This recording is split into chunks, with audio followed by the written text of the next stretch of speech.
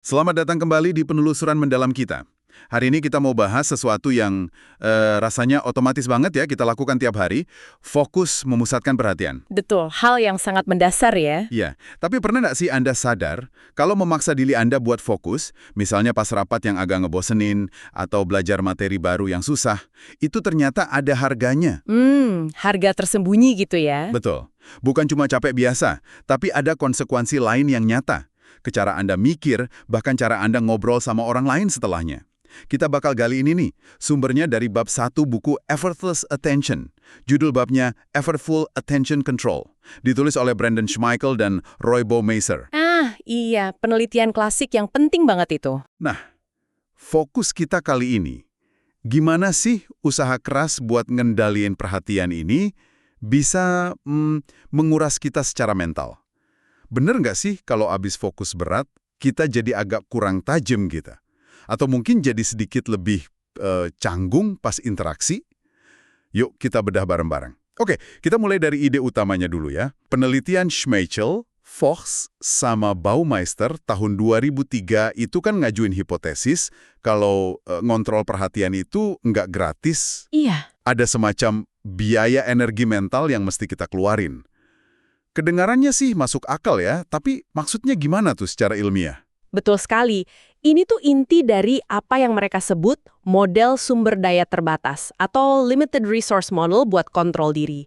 Gini deh, coba Anda bayangkan punya satu, katakanlah, tangki energi mental. Oke, satu tangki energi ya? Nah, tangki ini tuh nggak cuma dipakai buat fokus perhatian aja, tapi juga buat tugas-tugas lain yang perlu pengendalian diri.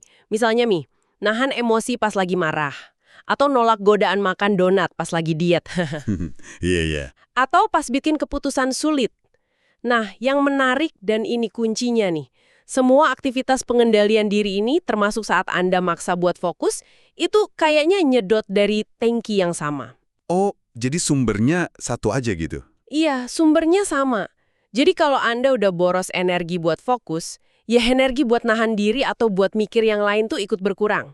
Udah kepake gitu. Wah, jangan-jangan ini nih yang jelasin kenapa ya kalau abis kerja seharian, fokus banget, malamnya tuh rasanya lebih gampang tergoda buat jajan sembarangan atau nonton terus padahal udah ngantuk, kayak jatah kontrol dirinya udah tipis gitu. Nah, bisa jadi banget ada kaitan ke sana. Persis itu implikasinya. Makanya, untuk nguji ini, penelitiannya sering pakai tugas yang kelihatannya sepele, tapi cerdik banget rancangannya. Gimana tuh contoh tugasnya? Contoh klasiknya gini, partisipan diminta nonton video pendek, video biasa aja, netral. Tapi di saat yang sama ada kata-kata acak muncul di pinggir layar. Nah, tugas mereka adalah mengabaikan kata-kata itu secara sadar. Oh, jadi fokusnya bukan nonton videonya, tapi justru aktif ngabaikan gangguannya ya? Tepat, aktif mengabaikan kata-kata yang muncul itu. Cuma ngabaikan kata-kata di layar? Kok kayaknya nggak terlalu berat ya kedengarnya? Gimana bisa tugas sesimpel itu punya efek domino yang signifikan? Nah ini yang pelan-pelan tapi pasti menguras si tangki energi mental tadi. Ah, oke. Jadi prosesnya itu yang makan energi ya? Iya, partisipan mungkin nggak ngerasa capek fisik pas ngelakuinnya, tapi efek menipisnya sumber daya ini baru kelihatan jelas nanti di performa mereka pas ngerjain tugas berikutnya. Tugas yang bisa jadi beda banget. Nah, ini dia nih, bagian yang mulai bikin, oh gitu ya. Jadi apa yang terjadi setelah tangki mentalnya terkuras gara-gara tugas ngabaikan kata tadi? Schmeichel dan timnya nemuin sesuatu yang spesifik kan soal kemampuan berpikir. Betul, mereka nemuin kalau kemampuan berpikir kompleks itu menurun. Kompleks ya, bukan yang simple. Iya, justru yang kompleks. Tapi anehnya, kemampuan berpikir yang simpel-simpel aja itu nggak terlalu terpengaruh. Jadi tugas yang butuh logika atau penalaran atau memahami bacaan yang rumit, nah itu jadi lebih susah dikerjain setelahnya. Kenapa bisa gitu ya? Kok spesifik banget yang kena yang kompleks aja? Ini balik lagi ke analogi bahan bakar mental tadi. Tugas kognitif yang kompleks kayak nganalisis argumen, narik kesimpulan, pahami nuansa teks, itu ibarat mesin mobil yang butuh banyak bensin kan? Nah, kalau tangki bensin Anda udah mulai kosong gara-gara usaha ngontrol perhatian tadi, ya jelas mesin kompleks ini jadi nggak bisa jalan optimal, lemot gitu. Oke, oke. Sebaliknya, tugas kognitif yang lebih simpel atau otomatis, kayak ngingat fakta dasar atau ngitung sederhana, itu ibarat mesin yang irit bensin. Jadi nggak terlalu keganggu meskipun bensinnya menipis. Oh, masuk akal. Ini nunjukin kalau kelelahan akibat kontrol perhatian ini bukan cuma rasa capek biasa aja, tapi secara spesifik ganggu fungsi eksekutif tingkat tinggi di otak kita. Kemampuan buat mikir mendalam dan terstruktur gitu. Oke, jadi mikir rumit jadi lebih susah. Terus, gimana dengan kemampuan kita ngelola isi pikiran kita sendiri? Kayak nyoba ngilangin pikiran negatif atau pikiran yang ganggu gitu, yang suka muncul tiba-tiba? Ada studi soal ini kan? Dari Galliot dan kawan-kawan tahun 2006. Pakai gambar ambigu itu ya? Benar banget. Studi itu nguji namanya thought suppression, kemampuan menekan pikiran. Mereka pakai gambar yang unik, bisa dilihat dengan dua cara. Bisa kelihatan kayak tengkorak, yang konotasinya kematian. Serem juga ya. Iya, atau bisa juga kelihatan kayak dua orang lagi minum anggur. Nah, secara alami kan, kebanyakan orang pengennya menghindarin pikiran soal kematian ya. Partisipan dibagi dua grup, satu grup ngerjain tugas kontrol perhatian yang nguras energi dulu kayak tugas video tadi. Grup satunya lagi enggak. Terus? Semuanya disuruh lihat gambar ambigu itu, Iya. terus semuanya lihat gambar ambigu itu dan ditanya, apa sih yang kepikiran pas lihat gambar itu? Hasilnya gimana? Apakah yang udah capek fokus tadi jadi lebih jago gitu nahan pikiran soal tengkoraknya? Nah, justru kebalikannya, dan ini yang menarik banget. Grup yang energinya udah terkuras sama tugas kontrol perhatian sebelumnya, ternyata malah ngelaporin lebih banyak pikiran yang nyambung ke kematian pas lihat gambar itu. Dibanding grup kontrol, Loh, kok gitu? artinya kemampuan mereka buat secara aktif neken interpretasi tengkorak yang nggak diinginkan itu jadi lemah. Usaha ngendaliin perhatian tadi kayaknya udah ngabisin sumber daya mental yang ternyata juga dibutuhin buat ngontrol isi pikiran kita. Wah. Ini nunjukin hubungan yang erat banget antara perhatian, kontrol diri, sama manajemen pikiran. Kalau capek di satu area, bisa bocor dan ngaruh ke area lain gitu. Wah, ini implikasinya lumayan juga ya. Berarti kalau kita habis maksain iri fokus banget di kerjaan, bisa jadi kemampuan kita buat ngusir pikiran-pikiran negatif atau cemas itu juga ikut turun sementara ya? Interpretasi itu sangat mungkin kalau lihat dari temuan ini. Kapasitas kita buat regulasi diri, termasuk ngatur pikiran, kayaknya memang terbatas dan bisa terkuras. Dan dampaknya itu nggak berhenti di diri kita aja loh. Ternyata ini juga bisa merembet ke cara kita berinteraksi sama orang lain. Oke, jadi nggak cuma ke cara mikir atau kelola pikiran, tapi nyampe juga ke interaksi sosial. Gimana tuh penelitian Voss dan rekan-rekannya tahun 2005 nunjukin ini? Saya dengar ada kaitannya sama gaya kelekatan atau attachment styles ya. Tepat sekali. Mereka ngeliat gimana kondisi terkuras setelah tugas kontrol perhatian itu ngaruh ke cara orang dengan gaya kelekatan beda-beda. Ada yang cenderung avoidant ya, yang suka ngindarin kedekatan. Iya, yang jaga jarak gitu ya. Betul, versus yang anxious ambivalent, yang cemas ditolak tapi sebenarnya pengen deket banget. Nah, gimana mereka ini membuka diri self-disclosure ke orang baru setelah energinya terkuras? Kan membuka diri secara pas itu butuh regulasi diri juga ya. Benar banget. Harus diatur kan, biar nggak terlalu banyak atau terlalu sedikit. Terus hasilnya gimana? Sangat konsisten sama teori penipisan sumber daya tadi. Jadi setelah energi mentalnya terkuras, orang itu cenderung balik lagi ke pola interaksi bawaan mereka. Pola yang mungkin kurang adaptif sebenarnya. Maksudnya gimana tuh? Yang avoidant, yang biasanya jaga jarak, itu jadi makin tertutup dan jaga jarak pas ngobrol sama orang baru. Jadi makin kurang mau cerita soal diri sendiri. Oh? Sebaliknya, yang anxious malah jadi terlalu terbuka. Cerita hal-hal yang mungkin terlalu pribadi gitu untuk kenalan baru. Wah, jadi kayak kebablasan ya? Iya, bisa dibilang gitu. Jadi keduanya itu menyimpang dari tingkat keintiman yang moderat, yang biasanya dianggap paling nyaman dan efektif lah buat bangun hubungan baru. Ini kayak semacam kegagalan dalam presentasi diri yang adaptif. Presentasi diri yang adaptif. Maksudnya? Ya, kemampuan kita buat nampilin diri dengan cara yang pas dan disukai dalam situasi sosial. Nah, kemampuan penyesuaian sosial ini butuh sumber daya juga. Kalau sumber dayanya udah habis buat fokus tadi, ya kemampuan ini jadi gagal jalan. Oke, paham.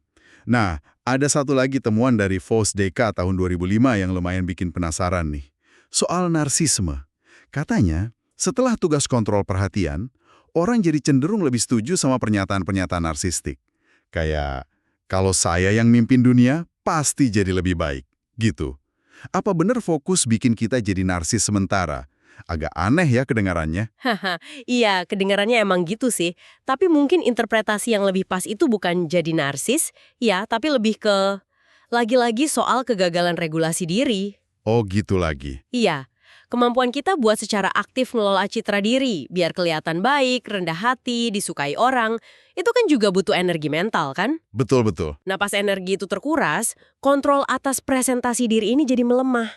Akibatnya, aspek diri yang mungkin lebih mentah, lebih nggak dipoles, dan dalam kasus ini cenderung narsistik, yang mungkin ada di setiap orang lah ya dalam kadar tertentu, jadi lebih gampang muncul ke permukaan pas jawab kuesioner. Jadi bukan berarti kita jadi orang narsis tiba-tiba, tapi lebih karena filternya lagi lemah gitu ya? Nah, persis. Filter sosialnya lagi lemah karena kelelahan mental. Jadi yang keluar ya respons yang lebih dasar gitu. Oke, masuk akal penjelasannya. Tapi nih, saya bisa bayangin ada pendengar yang mikir, ini kan efeknya muncul karena partisipannya ngerasa gagal aja pas ngerjain tugas kontrol perhatian yang pertama. Atau frustrasi gitu, makanya performa di tugas kedua jadi jelek. Udah diantisipasi belum sih kemungkinan ini sama penelitiannya? Pertanyaan bagus banget. Dan itu memang penjelasan alternatif yang penting banget buat diuji. Ada studi dari Wallace and Baumeister tahun 2002 yang secara khusus dirancang buat jawab keraguan ini. Oke, gimana caranya? Mereka bikin eksperimen di mana setelah partisipan selesai ngerjain tugas kontrol perhatian, mereka dikasih umpan balik palsu soal performa mereka. Sebagian dibilangin kalau mereka sukses banget, berhasil gitu. Sebagian lagi dibilangin kalau mereka gagal. Oke, dikasih feedback bohong ya. Terus, semuanya dikasih tugas kontrol diri berikutnya. Misalnya, nyoba mecahin puzzle anagram yang sebenarnya nggak bisa dipecahin. Ini buat ngukur kegigihan mereka. Nah, apakah umpan balik sukses tadi bisa nahan penurunan performa? Bisa bikin mereka lebih gigih? Ternyata enggak. Ini hasil kuncinya. Bahkan kelompok yang dibilangin kalau mereka sukses luar biasa di tugas perhatian awal, itu tetap aja nunjukin kegigihan yang lebih rendah pas ngerjain anagram, dibanding kelompok kontrol yang nggak ngerjain tugas perhatian sama sekali. Wah, berarti bukan karena sugesti atau perasaan gagal ya? Tepat, umpan balik positif soal keberhasilan itu nggak mampu melindungi mereka dari efek penipisan sumber daya. Ini bukti yang cukup kuat kalau yang terjadi itu memang penipisan sumber daya mental yang nyata, bukan sekedar efek psikologis dari perasaan gagal atau berhasil. Kuat juga ya buktinya. Ya, ini makin mengukuhkan gagasan kalau ada semacam energi kognitif yang terbatas dan bisa habis dipakai oleh berbagai bentuk regulasi diri, termasuk ya usaha keras buat fokus ini. Jadi nih, kalau kita rangkum semua temuan ini dari Schmeichel, Baumeister, Fox, Gilliot, Wallace, kelihatan banget ada pola yang sangat konsisten. Menggunakan usaha keras buat ngendalian perhatian atau effortful attention control ini, itu bawa serangkaian konsekuensi lanjutan. Apa aja tadi? Biar kebayang lagi. Oke, pertama, kemampuan mikir kompleks menurun. Kedua, kapasitas buat neken pikiran yang nggak diinginkan berkurang. Ketiga, presentasi diri pas interaksi sosial jadi kurang luas atau kurang pas. Yang avoidant makin jauh, yang anxious makin dekat tadi ya? Betul. Keempat, ada peningkatan sementara dalam skor sifat narsistik. Ya. Dan kelima, kegigihan buat ngadepin tugas sulit berikutnya juga menurun. Semua ini nunjuk ke satu kesimpulan yang sama. Ada satu tangki sumber daya mental yang terbatas yang dipakai ramai-ramai buat berbagai tugas pengendalian diri. Oke. Jadi intinya banget nih yang perlu Anda bawa pulang dari obrolan kita. Tindakan yang kayaknya sepele ya, kayak maksain fokus pas Anda keganggu atau bosen, itu benar-benar ada harganya. Ya, ada biayanya. Harganya itu ya terkurasnya sumber daya mental Anda. Dan ini bukan cuma soal jadi ngerasa capek aja, tapi punya dampak yang bisa diukur ke cara Anda proses informasi, kelola emosi dan pikiran, bahkan sampai ke cara Anda berinteraksi sama orang lain beberapa waktu setelahnya. Kenapa sih ini penting buat Anda? Coba deh renungkan sejenak. Berapa banyak situasi dalam sehari-hari yang nuntut Anda buat memaksa perhatian? Banyak banget pasti ya. Iya kan? Rapat maraton, belajar SKS semalam suntuk, nyetir pas macet parah, nyoba fokus kerja padahal di sekitar berisik banget, entah di kantor atau di rumah. Nah, memahami kalau ada biaya tersembunyi di balik usaha ini, itu bisa bikin kita lebih sadar. Dan mungkin jadi lebih bijak ngelola anggaran energi mental kita. Betul, manajemen energi mental jadinya ya. Iya, mungkin kita jadi perlu lebih peka. Kapan sih waktunya istirahat? Kapan perlu ganti cara kerja? Atau bahkan kapan perlu ngatur ulang prioritas biar nggak bangkrut mental gitu. Dan ini mungkin satu pemikiran penutup nih buat Anda bawa pulang dan renungkan, sekaligus nyambung ke gagasan utama buku Effortless Attention itu sendiri. Oke, apa tuh? Gini, kalau perhatian yang penuh usaha atau effortful, ini punya serangkaian biaya kayak yang kita bahas tadi. Lalu apa artinya ini buat potensi dari perhatian yang tanpa usaha, yang effortless itu? Menarik. Mungkinkah ada cara buat ngelatih atau ngakses kondisi fokus yang lebih ngalir, lebih santai, dan nggak terlalu nguras energi?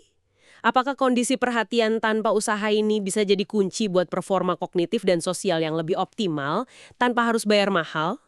Pertanyaan bagus tuh. Atau ya sambil nunggu kita bisa sampai ke kondisi ideal itu, gimana cara terbaik kita saat ini? Buat secara cerdas ngatur jadwal kerja kita, waktu istirahat, bahkan lingkungan kita. Supaya kita bisa tetap efektif tanpa ngabisin sumber daya mental kita yang berharga ini terlalu cepat. Gimana cara kita berhemat energi mental ini? Wah, banyak bahan renungan ya jadinya.